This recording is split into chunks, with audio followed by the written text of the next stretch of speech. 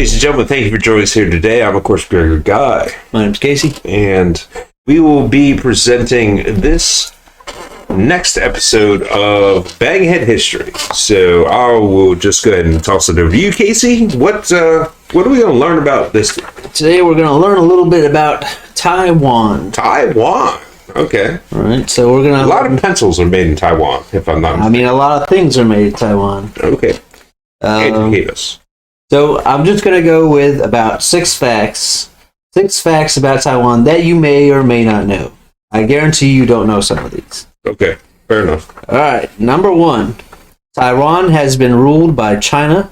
It has been ruled by Japan after they defeated China, the Qing Dynasty, in the first Sino-Japanese War in 1895. Are you sure it's not the Shinzo?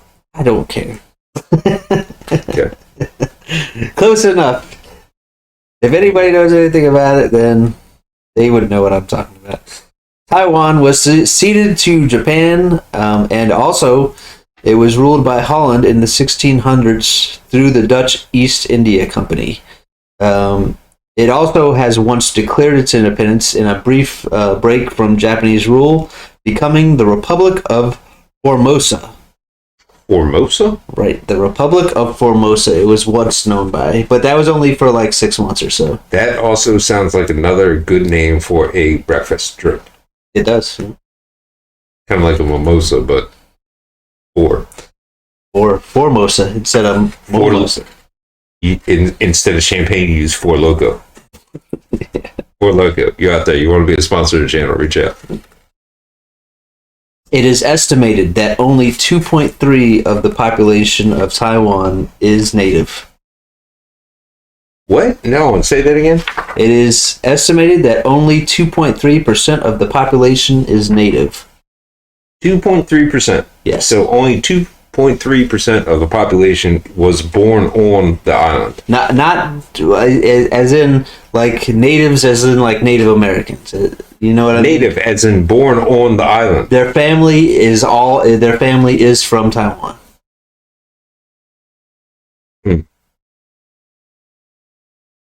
That is an interesting fact that I'm still trying to wrap my head around. I mean, they've been taken over and ruled by all different kinds of places and countries. Okay, now, with that number, are they saying, the Japanese people came over and, obviously people mixing with people, I wouldn't technically call it in the mixing and that style. I don't know if you know anything about the Japanese during their wars and their history, but they did not treat the locals very kindly. Do we know when the Shinzo Japanese... 1895. Oh, okay. So that was pre-World War II. Right. Yeah, they obviously changed a little bit after that happened. Yeah. Are you ready for number 2? Number 2. The national food, also known as the deuce. Yeah, the deuce. I mean, this is going to be a nasty deuce after this one. The national food in Taiwan is stinky tofu. Is what? It's stinky tofu. Yeah. Stinky tofu is tofu that has been allowed to marinate in the brine of vegetables and shrimp for 6 months or more, and it smells of expired vegetables and vinegar. Has it fermented at this point in time? Oh, after 6 months, I'm sure it has. Is this anything like kimchi?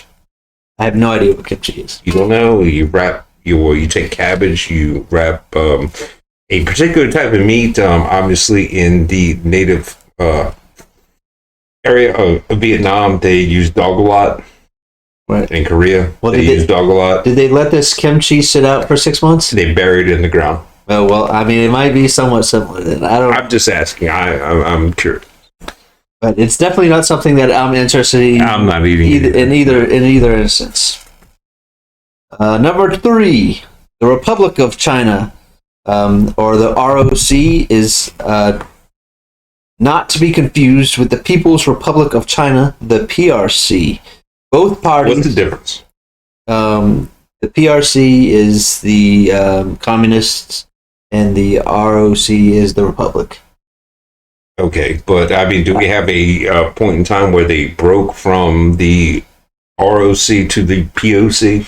Let me get through this fact and then answer your question. Well, I'm just trying to process it as we go. Both parties fought during the Chinese Civil War, which ended in 1949, and ignore each other's sovereignty. Today, the PRC holds mainland China. It is not the PRC anymore. It's now the CCP. And the ROC controls Taiwan. They both believe that they are the true rulers of China. Okay. All right, so 1949. Right, 1949. That's all you had to say. Yeah. Well, I had to get through the whole. You gotta let me get through the facts because you might ask some questions that are already in there. All right, fair enough. So basically, the CCP controls mainland China. Taiwan controls, or ROC controls Taiwan. And they both believe that they are the true rulers of China, and that's why they go by Chinese Taipei, and that is also why China refuses to allow Taiwan to in effect its independence, because they both believe that they are the true rulers of China. There you go. You heard it here first. That's a well-known. Probably not. But anyway, are you ready for the next? I like saying it. You ready for the next one? Yes. All right. Fact number 4. Taiwan is the screw capital of the world. 50% of all screws in the U.S. are made in Taiwan. Other manufactured goods include, but are not limited to, tools, auto parts, electrical equipment, optics, telecommunications, state-of-the-art weapons, including jet fighter planes and missiles. I gotta assume that's because of cheaper labor. I would assume the same as well. They are as well as the electrical equipment. They are big into the chip business, and their missile business is one that is of extreme importance to them because of possible invasion from mainland China. I'm still surprised that on that list that you just presented, pencils are not on that list. I'm sure pencils. Why? Now, I remember when I was a young kid, pencil fighting was a huge thing in like middle school. Right, and the Taiwan. Everything said "Made in Taiwan," "Made in Taiwan," "Made in Taiwan," "Made in Taiwan." That's what I remember. Well, I'm sure that's the only thing that I think I remember from middle school. Well, if you think about it, the pencils nowadays, they're not really made out of wood. No, I mean, most people actually have moved on to mechanical pencils. Well, that's true, but I'm talking about the actual pencils that you had when you were a kid. You remember the ones that you could bend a whole lot? Oh yeah, they weren't made out of wood. Duckies. They were made out of plastics, and plastics is one of the things that you remember. You used to be able to do that, and you watched the pen. Well, that's an optical illusion. I know it is, but there was an effect where it did bend, though. Right. Okay, fact number 5. Ready? Number 5. Ready for this one? This one's going to be the most entertaining. Oh, okay. All right. Garbage. I got something to look forward to. All right. Garbage trucks in Taiwan play music similar to that of ice cream trucks in the United States, so that the locals know when the trash truck is coming to pick up their trash. Are you serious? Yeah. So you hear that ice cream truck noise and you're in Taiwan, you better get your trash out because they're coming to pick it up. I would love to hear a sample of the music that they play. Just to, compare it to the, obviously everyone in, the United States, they know the sound of an ice cream truck. Right. I'm sure it just has those dings and bells and stuff like that. They're probably not. It's probably not music that we're familiar to hearing. Right, but I said, that's why I want to hear a sample of it. Well, I mean, I'm sure you can look it up. Yeah. Okay. Give me an idea. Let's go. Fact number 6, the final fact that we're going to do today. Okay. Sun Yat-sen, a Chinese national that grew up in the Kingdom of Hawaii, is known as the father of the nation in Taiwan, and he is both revered in China and Taiwan. This man led an interesting life, extraordinary, if I may say so. there is way too much to talk about in just this segment. But if you want to hear the life of an extraordinary man, go ahead and look up Sun Yat-sen. The Taiwan Republic. Taiwan has a republic-style government that is modeled after his ideas. And being that he is the father of the nation, he only visited the island 3 times and spent only around 3 months on the island. But he is considered the father of that particular nation. Correct. Spending only 3 months through 3 different visits on the island. So, like a month at a time.